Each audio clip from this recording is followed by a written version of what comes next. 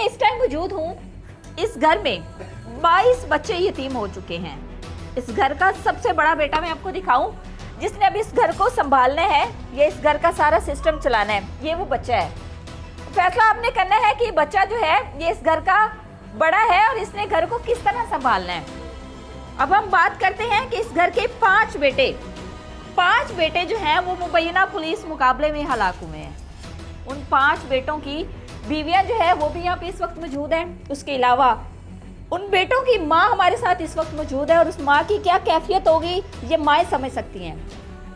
माँ जी से जानते हैं कि मुबैना पुलिस मुकाबला हुआ है, बेटों का रिकॉर्ड कैसा था, बेटों पे कितनी FIRs थी, बेटों पे कितने पर्चे थे, बेटों ने कितनी जगह पे डकैतियाँ की हुई थी। कैसी हैं, ठीक है आप? जी ठीक। हिम्मत करें, हौसले से मुझे बताएं, कितने बेटे हैं आपके? मेरे 3 ही बेटे थे। 3 ही बेटे थे? हाँ। कितने बच्चे हैं टोटल आपके? 3 ही, मेरे 6 बच्चे हैं। 3 बेटे 3 बेटियाँ। 3 बेटे और 3 बेटियां। 3 बेटे। ठीक है, तो कितनी उम्रें थी बेटों की? थोड़ी उम्र के ही थे मेरे बेटे। शादियों को 4-4 साल हुए थे छोटों की। बड़े बेटे की उम्र कितनी थी? 26-27 साल थी उसकी। 26-27 साल थी। और उससे छोटे की?